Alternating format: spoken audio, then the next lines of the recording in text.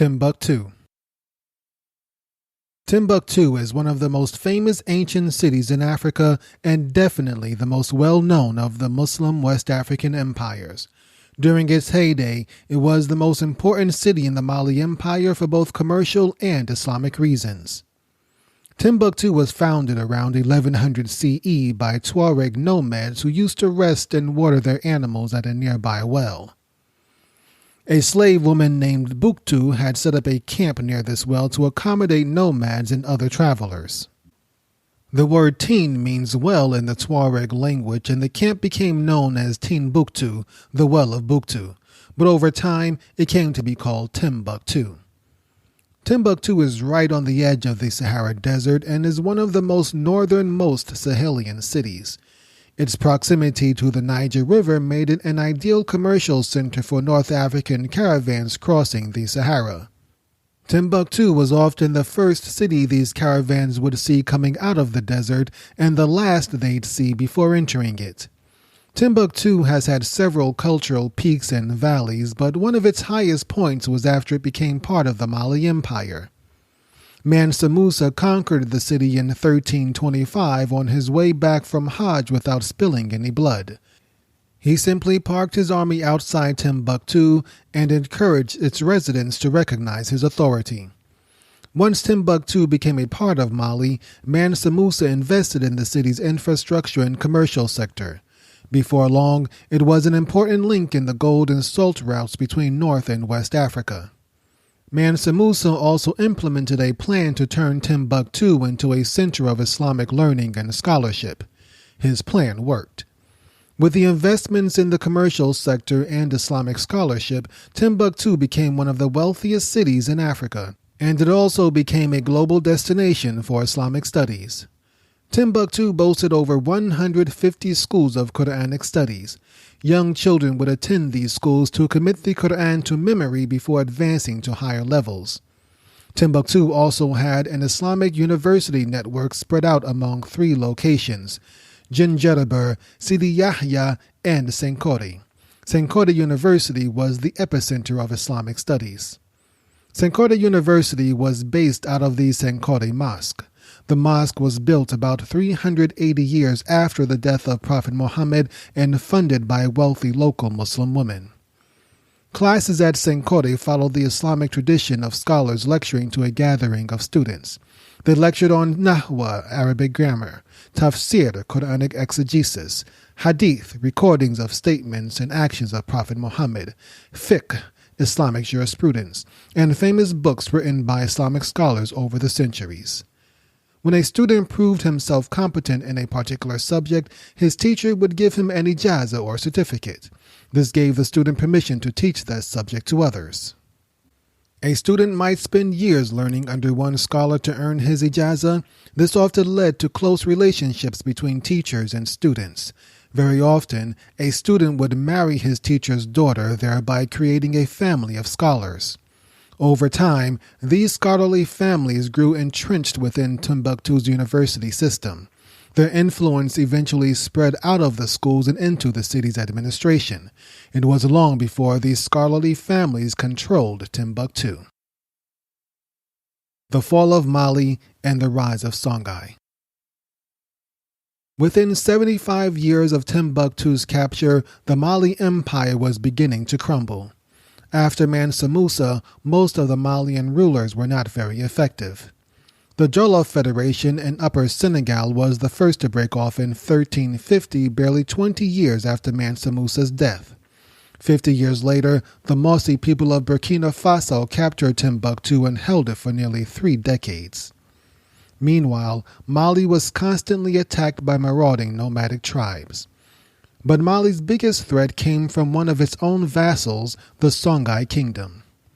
Arab historians visiting Songhai wrote the kingdom was ruled by the Dia people who were descended from Tuareg Berbers.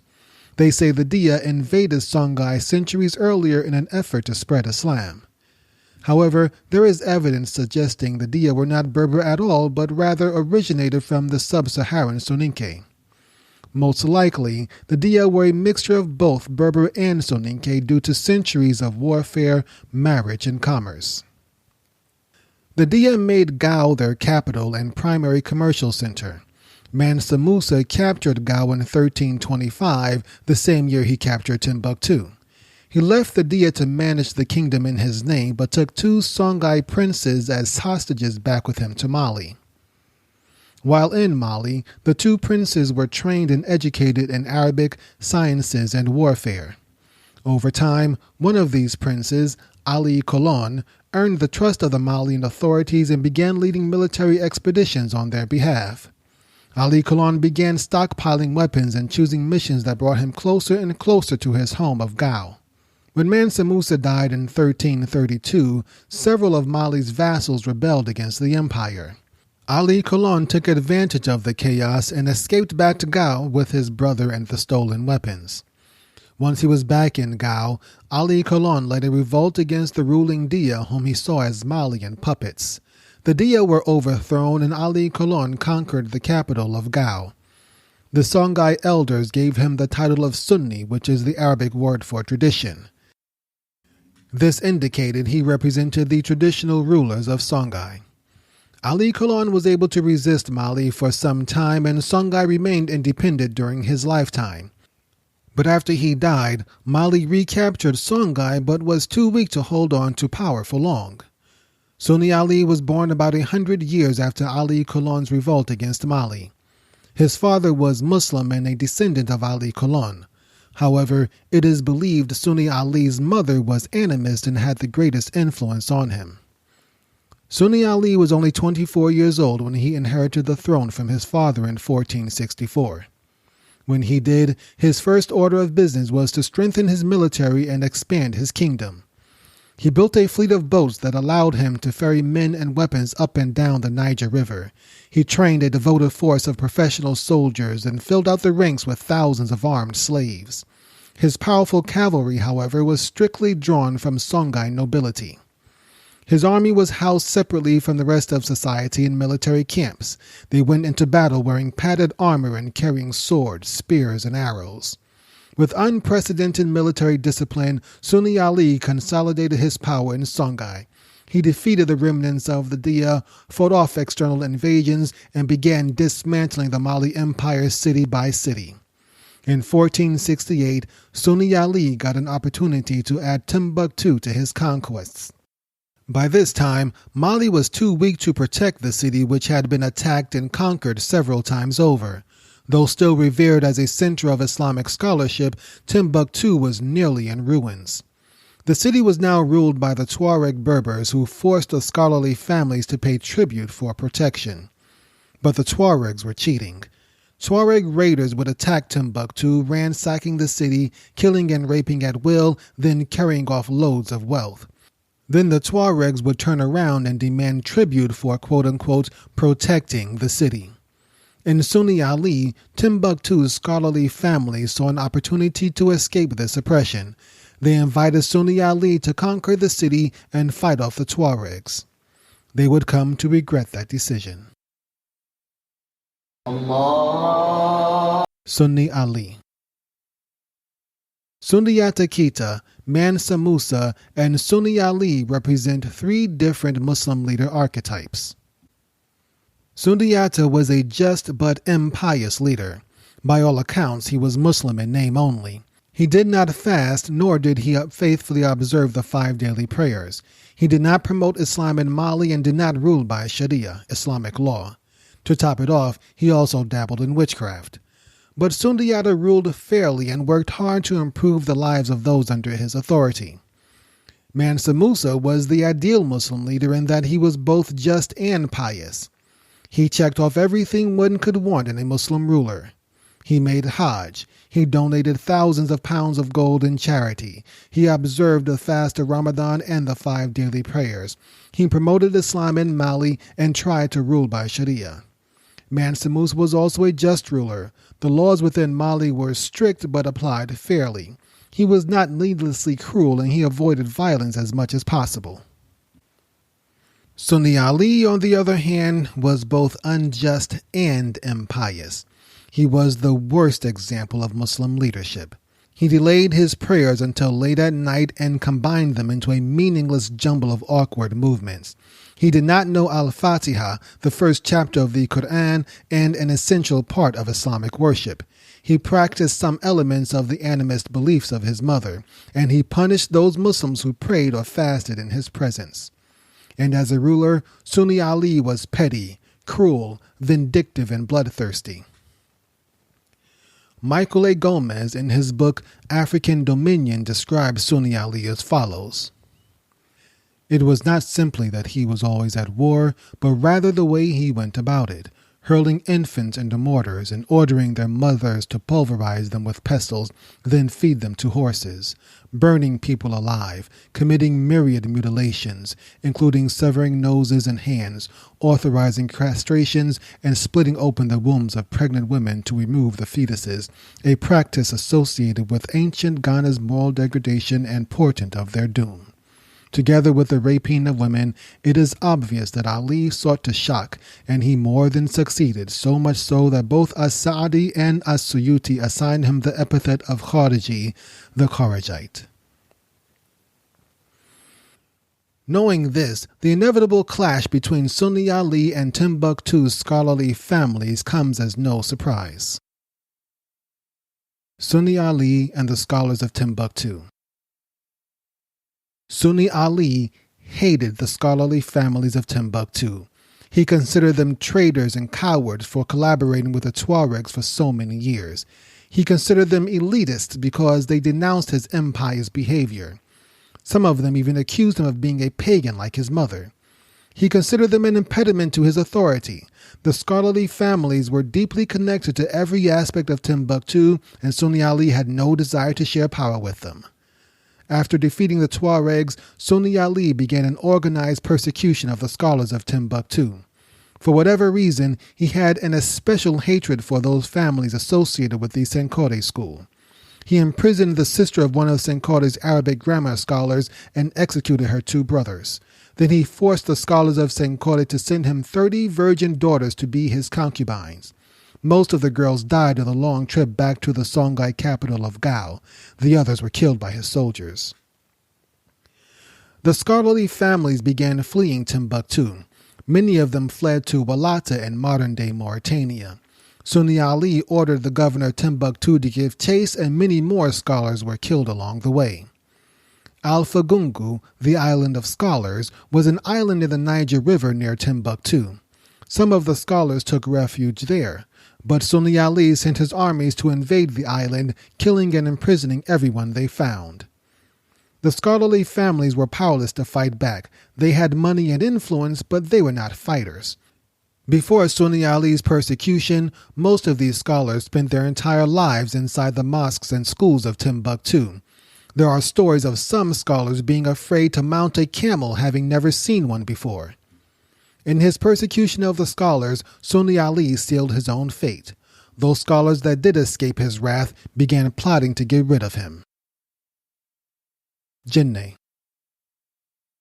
After conquering Timbuktu, Sunni Ali laid siege to the city of Djenné about 200 miles south, but this would prove to be a more difficult task. Sitting on the banks of one of the tributaries of the Niger River, Djenné had natural defenses that hindered Sunni Ali's army. When the river flooded, the city became an island, and when the waters receded, it left behind a swampy marsh that was difficult for land armies to traverse. Unable to attack the city head-on, Sunni Ali established a blockade around Djenné, hoping to starve them into submission.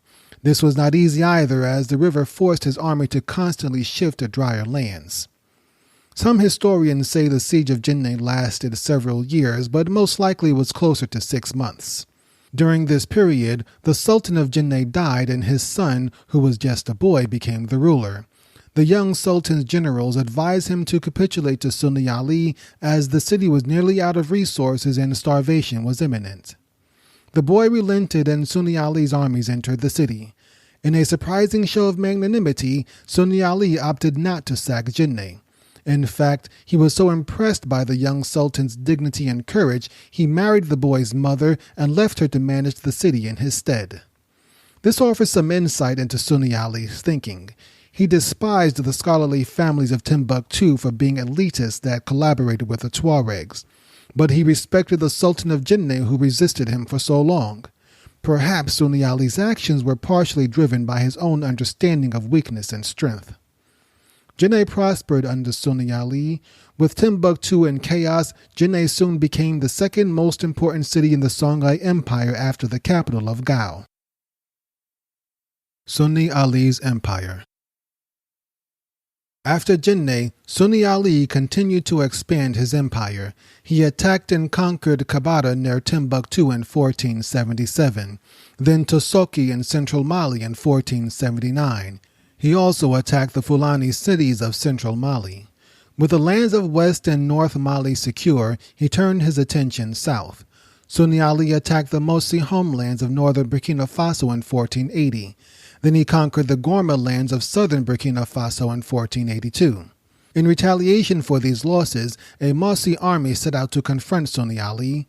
The two armies met at Lake Debo in 1483, about 95 miles north of Djenné in central Mali. The Mossi army was destroyed and Sunni Ali chased them all the way back to Burkina Faso. With the Mossi defeated and Mali severely weakened, the Songhai Empire was the dominant force in West Africa. It covered most of modern-day Mali and parts of Niger, Nigeria, and Benin. The success of Djenné was evidence of Sunni Ali's administrative and military genius. For all his brutality, he usually appointed righteous men to rule the cities he conquered. This helped Sunni Ali create an efficient, streamlined government with him at the center. In Timbuktu, Sunni Ali brought in new scholars that he trusted and were loyal to him. He knew a religious city like Timbuktu needed Islamic scholars to run it rather than regular government bureaucrats. He even began to allow a few members of the original scholarly families to return. And now that he controlled most of the river ports along the Niger River, Songhai grew rich from the gold, salt, and slave trade. He was too busy fighting to bother much with foreign affairs and therefore had little influence outside of West Africa. The most significant thing he did was grant the Portuguese coastal trading rights. The Portuguese traded for gold and slaves, with many of those slaves winding up in European lands. Sunni Ali's persecution of the Timbuktu scholars shocked the Muslim kingdoms of North Africa. Many of them refused to do business with him and shifted their trade to other African states. And since he never made Hajj and prevented most of his close advisors from doing so as well, Sunni Ali missed the opportunity to establish diplomatic relations with the Arabs and Berbers. The end of the Sunnis. In 1486, several members of the exiled scholarly families of Timbuktu made Hajj, where they prayed for deliverance from Sunni Ali before the Kaaba. From that point forward, things began to change. Sunni Ali was known to be very temperamental with fits of unbridled anger. During these rages, he would order executions of his closest advisors and generals. Then just as quickly, he would calm down and rescind the orders. This unpredictable behavior created a level of distrust and malcontent within the higher ranks of his military. There is speculation that some of his high-ranking generals conspired with the scholarly families to assassinate Sunni Ali. One of those generals was named Mohammed Touré. Mohammed Touré was a former Soninke slave who had risen through the ranks. Mohammed Touré often found himself the target of Sunni Ali's rages. Sunni Ali had ordered Muhammad's execution several times only to change his mind before it could be carried out. Uprisings also began sprouting up throughout the Songhai Empire. To make matters worse, the Fulani kingdom was beginning to snatch small pieces of the empire away. In 1492, during one of the expeditions against the Fulani, Sunni Ali was riding his horse near a stream that had swollen from recent rains. Something spooked the horse, which bucked and threw Sunni Ali into the rushing waters where he was swept away. By the time they found his body, he had already drowned. At the time, it was considered an accident, but things start to look suspicious when we consider the events that followed. Sunni Ali was succeeded by his son Sunni Bado, who was also not very religious. This bothered the general Mohammed Touré, who wanted Songhai to be ruled by Sharia, or Islamic law. Within 2 months of Sunni Bado's ascension to the throne, Mohammed Touré launched a coup. There were 2 major battles between Mohammed Touré's forces and Sunni Bado's. Sunni Bado was defeated and either killed or forced into exile. And with that, the Sunni dynasty was over. Askia Muhammad. Generals in the Songhai military held the title of Askia. When Muhammad Touré overthrew the Sunni dynasty, he insisted on retaining his military rank and title, and Askia Muhammad Touré had a huge task before him. For all intents and purposes, Askia Muhammad was a usurper. He would have to work hard to earn the loyalty of the rest of the empire. He first needed validation from the religious establishment. To this end, Askia Muhammad invited the scholarly families to return to Timbuktu. He even named several of them to positions of esteem and authority. While this may have fueled accusations of a conspiracy, it was a mutually beneficial alliance. The scholarly families regained their power in Timbuktu, and Askia Muhammad got their support. And both wanted a land ruled by Sharia. The scholarly families helped Askia Muhammad implement the Sharia while he involved them in government decisions. For further validation, Askia Muhammad wrote a letter to the Moroccan scholar Muhammad Abdul Karim al-Maghili, author of the famous book on Sharia, The Obligation of Princes. Askia Muhammad wanted to know if he was justified in overthrowing the Sunni dynasty. After learning of the impiety and violations committed by Sunni Ali and his son Sunni Bado, al-Maghili confirmed that Askia Muhammad was Islamically justified. And now that he was in charge, al-Maghili told Askia Muhammad it was his duty to establish Sharia in the Songhai Empire. But even with the support of the scholarly families and al-Maghili, Askia Muhammad's rule was still in jeopardy. During the coup that brought him to power, Askia Muhammad could only get the support of one other general and one governor. Most of the other generals and governors were still loyal to the Sunni dynasty. They saw Askia Muhammad as a traitor and a pretender, a former slave acting above his rank. 2 years after the coup, and Askia Muhammad only had control over the major cities of Djenné, Timbuktu, and the capital Gao, where he was located. Most of the western provinces refused to recognize his authority. So in 1494, Askia Muhammad sent his brother Umar out west with an army. Umar defeated Askia's opponents and remained as his deputy over the western provinces. Askia Muhammad finally had control of the entire empire, and with a devout Muslim ruler in charge, the Arab and Berber states of the north re-established trade with Songhai and the economy flourished. But there was still one more thing Askia Muhammad had to do before he could be taken seriously as a Muslim ruler. He had to make the pilgrimage. In 1495, Askia Muhammad left his brother Umar in charge of the empire and set out for Mecca. While his entourage was not as grand nor as large as Mansa Musa's 170 years earlier, it was very impactful. He traveled with a relatively small force of 1,000 soldiers and 500 horsemen. But Askia Muhammad was not trying to impress anyone with wealth and splendor. He wanted to present a nation that was defined by Islam and not by ethnicity. To this end, he included several scholars from multiple backgrounds. Some of these scholars represented previously persecuted groups like the Fulani and the scholarly families of Timbuktu. But there were also Mandi, Berber, and Arab scholars as well.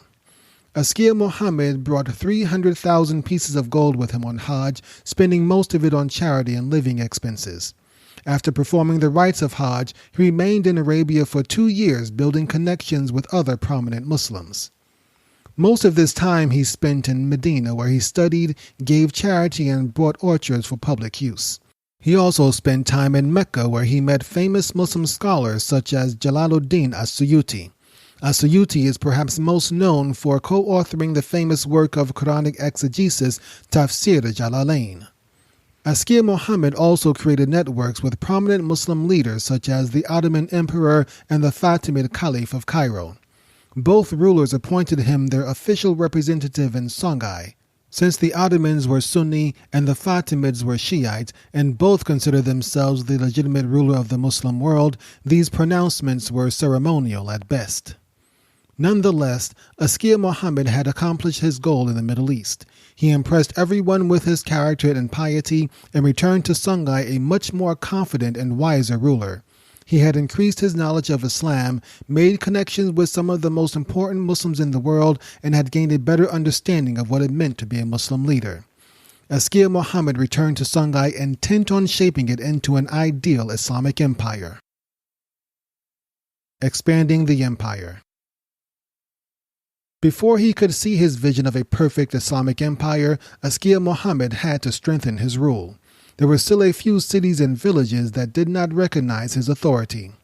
One of the first things he did was go after the powerful Mossi kingdom of Burkina Faso that had given Sunni Ali so much trouble. Since he needed a reason to attack the Mossi, he sent an envoy to their leaders encouraging them to accept Islam. When the Mossis rejected his offer, Askia Muhammad used this as a pretext for war. Askia Muhammad was a lifelong warrior and he was thorough in battle. His armies ravished the Mossi lands, killing many of them and taking their children hostage. In 1499, he attacked the city of Tendirma near Timbuktu, where the governor was still loyal to the Mali Empire. Askia Muhammad conquered the city and arrested the governor. In 1501, he attacked another Mali town called Diyala. Askia's armies nearly destroyed the city, but once it was pacified, he had it rebuilt. Now Askia turned his sights on Hausa land in modern northern Nigeria. The Hausas are an ethnic group primarily found in Nigeria but spread throughout much of West Africa. The Hausas were mostly Muslim at the time of Askia Muhammad and followed Maliki jurisprudence just like he did. There is some dispute as to whether Askia Muhammad actually waged war on the Hausas. Muslim historians writing a few generations after Askia Muhammad say he did fight and conquer them, but some modern historians insist it never happened. It is likely there were trade disputes and perhaps even a few clashes between Askia and the Hausas, but it is unlikely the pious Askia Muhammad would attack an independent Muslim kingdom and wage total war on them. Askia Muhammad certainly did try to cut into the Hausas' trade networks. In 1502, he attacked Agadez in central Niger, which was the primary commercial center for trade between Egypt and Hausaland. And in 1505, he attacked the Borgu people southwest of Hausaland, further cutting into their trade. However, there may have been other reasons for Askia Muhammad to attack the Borgus. This region had previously been aligned with Sunni Ali and were slow in recognizing Askia's authority. At the same time, the Dia people in the Songhai capital of Gao did not fully support him either. Askia Muhammad recruited the Dia people to attack the Borgus and both sides suffered heavy casualties. This allowed Askia Muhammad to weaken two enemies at once. With his military depleted after so much fighting, Askia Muhammad stopped waging wars and focused on building up the Songhai Empire. Songhai society. Askia Muhammad was serious about Islam and the faith played a big role in how he governed. However, there is no evidence that he forced anyone to accept Islam. He remained in contact with al-Maghili in Morocco. Al-Maghili was a very strict Muslim and encouraged Askia to rule in a similar manner. He advised Askia Muhammad to execute people who practiced the occult and prevent the mixing of men and women in public. Despite his respect for al-Maghili, Askia Muhammad did not implement most of these suggestions. Askia Muhammad created an effective government structure for the Songhai Empire. He had to, as now Songhai was bigger than either the Ghana or Mali empires before. The empire was divided into 5 large provinces with Askia's hand-picked governors administering each one in his name. Askia Muhammad was the overall ruler, but he had a council of advisors to assist him in various fields. He had advisors for the navy, army, taxes, foreign affairs, and even forestry and natural resources. He appointed most of the mayors of the cities, towns, and villages of Songhai. Askia Muhammad insisted that each mayor had to be Muslim, even if the inhabitants of that city were not. To his credit, most of his appointees were experts in Islamic law and not political favorites. As the ruler and an Islamic scholar in his own right, Askia Muhammad held the final say in all judicial matters. He reserved the right to overrule his judges if he felt the need to. The 3 major cities of Gao, Timbuktu, and Djenné all became major economic centers, and with the scholarly families back in control, Timbuktu flourished and once again attracted Muslim students from all over the world. The fall of Songhai. Askia Muhammad ruled for 35 years until 1528. By this time, he was in his 80s and going blind. He was well past his prime and probably should have stepped down a long time before. Instead, his son Musa led a revolt, eventually defeating Askia Muhammad and forcing him to abdicate. Askia Muhammad was put under house arrest where he died 10 years later at the age of 97. The new ruler, Askia Musa, was not very good and only lasted 3 years. The empire experienced a period of decline and chaos as a string of ineffective rulers followed. Askia Dawood, fifth in line after Askia Muhammad, finally brought stability back in 1549. He ruled in peace until 1582 when Morocco tried to capture the salt mines of Tagaza in northern Mali. Knowing he was in no condition to fight the Moroccans, Askia Dawood ordered his people to abandon the city. He then shifted his salt mining activities to Taoudini, which was closer to Timbuktu and Gao and much easier to protect. When the Moroccans arrived, they found an empty city with no one to work it for them. Since they had no intention of working the mines themselves, they returned to Morocco empty-handed. But the Moroccans were not done.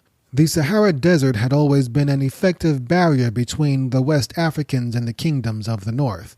But the Moroccans had figured a way around that. The Moroccan Sultan organized and trained a small crack force of 4,000 soldiers. They traveled south through the Atlas Mountains, sticking to the coast and away from the desert. Then they turned east and hurried through the Sahara towards Timbuktu. As a small force, they were able to travel lightly with few provisions.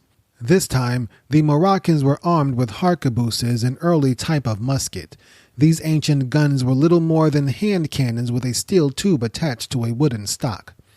The harquebus did not even have a trigger. The soldier just loaded gunpowder and a steel ball into the tube, then lit a fuse. The harquebus was balanced on a hooked stick to improve stability, but it was still very inaccurate. Nonetheless, when several harquebuses were lined up and fired in volleys at an advancing opponent, they could be devastating, especially when the opponent was armed with nothing more than leather shields and spears. The Songhai army outnumbered the Moroccans, but that did not matter in the face of superior weapons. The Moroccans swept through the Songhai Empire, capturing the major cities of Timbuktu, Gao, and Djenné. The next Songhai ruler, Askia Muhammad, reorganized his military and led a counteroffensive against the Moroccans. A long protracted war followed before the Moroccans finally withdrew in 1618. Songhai was simply too far away to maintain a continuous line of supplies. However, hundreds of Moroccan fighters stayed behind. They settled in Songhai, married African women, and had no intention of leaving. They formed militias led by warlords called Fatima. The Fatima ruled over small territories and constantly fought each other. The Songhai Empire and the Askia dynasty were gone. With the Fatima fighting each other, the Trans-Sahara trade networks disappeared and the region was plunged into poverty. All that remained of the Songhai Empire were their original ancestral homelands near the Niger River.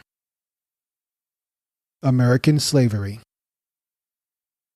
Different Muslim groups have fought each other for various reasons since the first fitna and the wars between Ali and Muawiyah.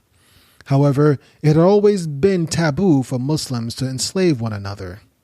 Non-Muslim slaves who converted to Islam were often freed, but it was no guarantee. Muslims often ignored the Quranic injunction to free believing slaves. In time, there was an entire class of enslaved Muslims in many parts of the Muslim world. This was true of the Muslim empires of West Africa also. Though they sometimes fought, they usually did not enslave each other. But as the wars between the Moroccans and the Songhai intensified, attitudes changed. The Portuguese had tried to raid the west coast of Africa in the 15th century, but the African kingdoms were strong enough to fight them off. The Portuguese found it easier to obtain trading rights with the Africans and set up various depots along the coast where they traded for gold and slaves. The fighting in West Africa led to thousands upon thousands of prisoners of war. Many of these prisoners were sold as slaves to the Portuguese and other Europeans who by this time had established colonies in the Americas. These European colonies in America were growing and were in desperate need for labor. The Europeans had tried enslaving the local indigenous people, but that was not going very well. The Native Americans either rebelled, committed suicide, or simply ran off rather than be slaves in their own land. The Europeans saw the surplus of African slaves and prisoners of war as a suitable replacement. They reasoned the Africans were from a similar climate and were stronger than the Native Americans. Both of these ideas were stereotypes, as many Africans came from desert-like conditions that were not at all similar to the tropical climates of the Caribbean and South America. And Africans suffered and died under brutal working conditions just as quickly as anyone else did. Nonetheless, this sparked the transatlantic slave trade, which would last for another 400 years. During this period, over 15 million African slaves would come to the Americas. At least a third of them were Muslim.